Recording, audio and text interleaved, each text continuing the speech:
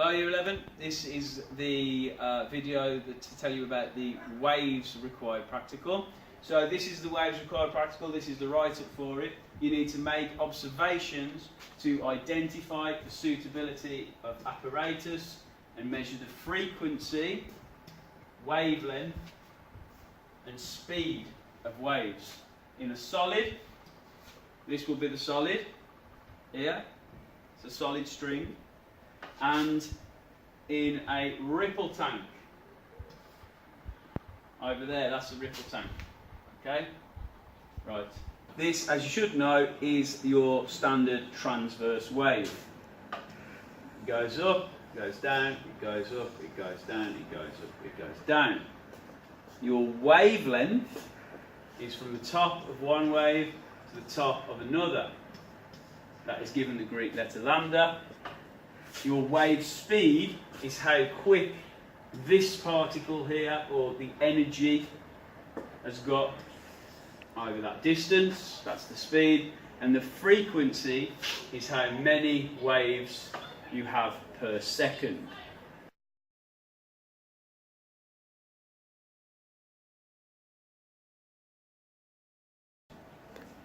So this piece of equipment is to show you how a wave can be measured with a solid. So this string here is a solid, and what we're setting up here is something called a standing wave.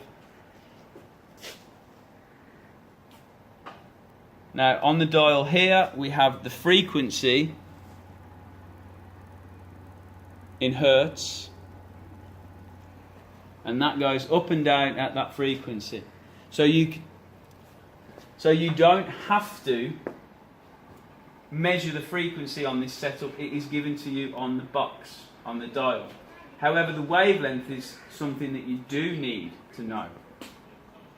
Okay, so what I've set up here is something called the first harmonic. It's essentially one loop from the oscillator to the bridge. This is a bit like how a guitar works. Now, if you look at this line here, you'll see that that is at 0.8 meters or 80 centimeters, but we should always work in meters. So that, if you think about it, is half a wavelength. So now what I've done is I've increased the frequency to 30 hertz, and now you can see I've got 2 loops. Now that's probably more useful because here now we've got one full wavelength. So the formula you need to know here is V equals F times by lambda. The wave speed is equal to the frequency multiplied by the wavelength. Now, the frequency was set at 30 hertz. The wavelength, now we had 2 loops like this. The wavelength is that distance there, and that was 0.8. So it will be 30 multiplied by 0.8.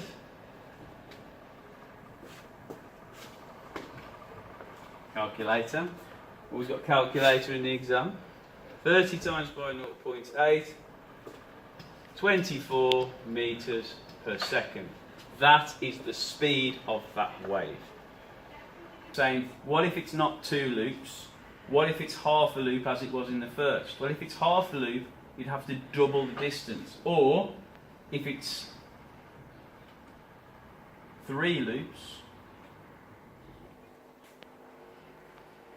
like that, if it's 3 loops, then that distance there is one wavelength. 2 loops is one wavelength. Not half a loop, not 1 loop, 2 loops is a wavelength. The frequency is given on there, and the wave speed is given by V equals F lambda.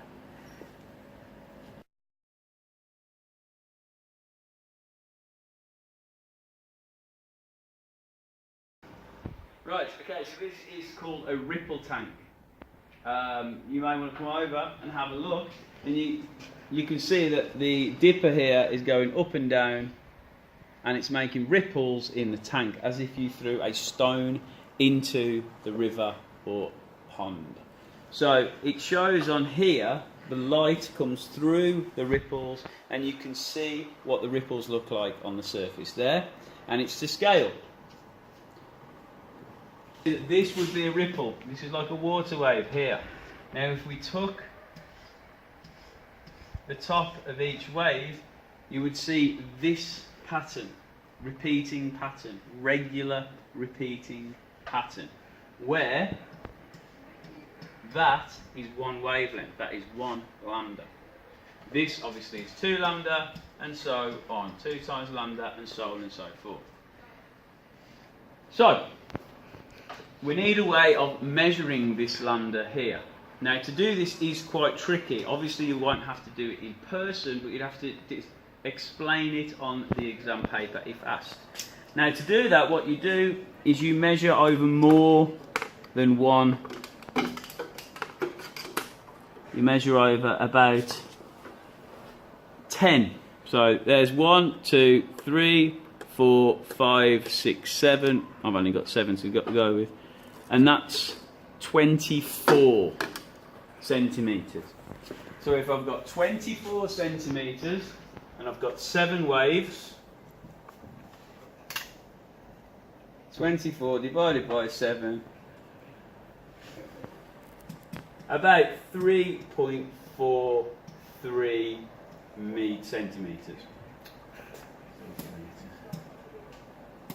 Make sure you use the correct units.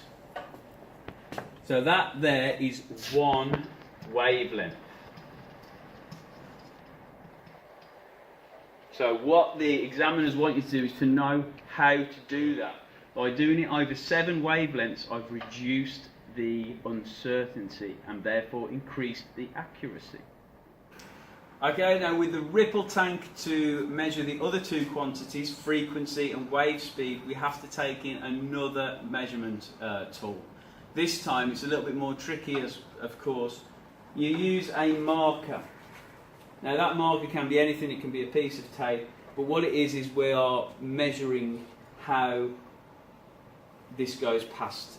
Now frequency is waves per second, but it's not easy to do it in 1 second. So what we'll do is we'll do it over 10 seconds and take an average, divide it by 10. So you do it with me, you count how many pass the point every 10. So 3, 2, 1 and go.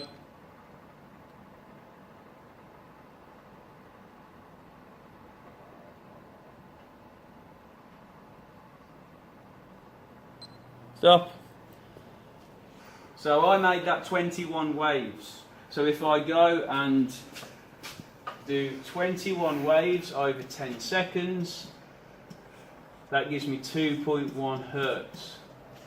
And if you go and check the dial over here, you can see that it's roughly 2.1 hertz. So that is one way of measuring frequency, by taking it over 10 seconds, how many waves pass a point. In 10 seconds, dividing it by 10, you get your frequency. Now, the final one is wave speed. How would you measure the wave speed? Now, if we've got the wavelength and the frequency, then we can calculate the wave speed using V equals F lambda. However, they might ask you, how do we calculate wavelength? By measuring frequency and by measuring wave speed.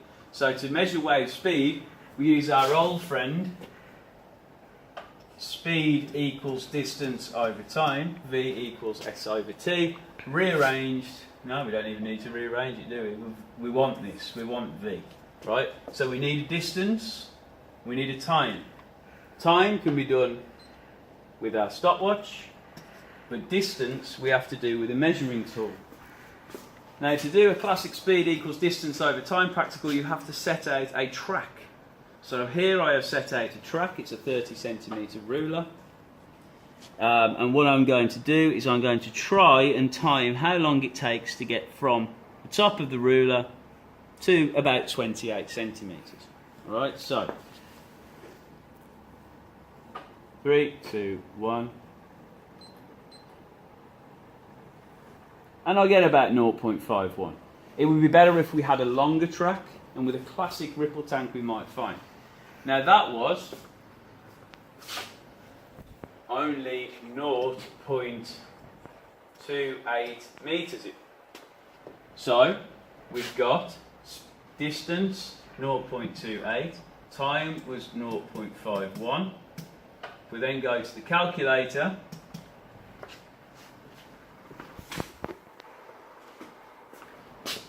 .28 divided by 0.51 equals 0.55 metres per second. So that wave is travelling at about half a metre every second. Does that sound feasible? Well, if you started up here and went to second, you've probably gone about half a metre. So, in summary, you have to measure. This required practical asking you to measure the wavelength. On a string, it's 2 loops. On the ripple tank, you measure over 10 wavelengths. You have to measure the frequency. We can't do that with the string, but we can do it by measuring how many waves pass a point per second. And finally, with wave speed, we can either calculate it on the string, or we can measure it by using a known track of a known distance and by using a stopwatch. Don't forget to say what equipment you are using. Do not forget to say what formulas and what units you are using. Thank you.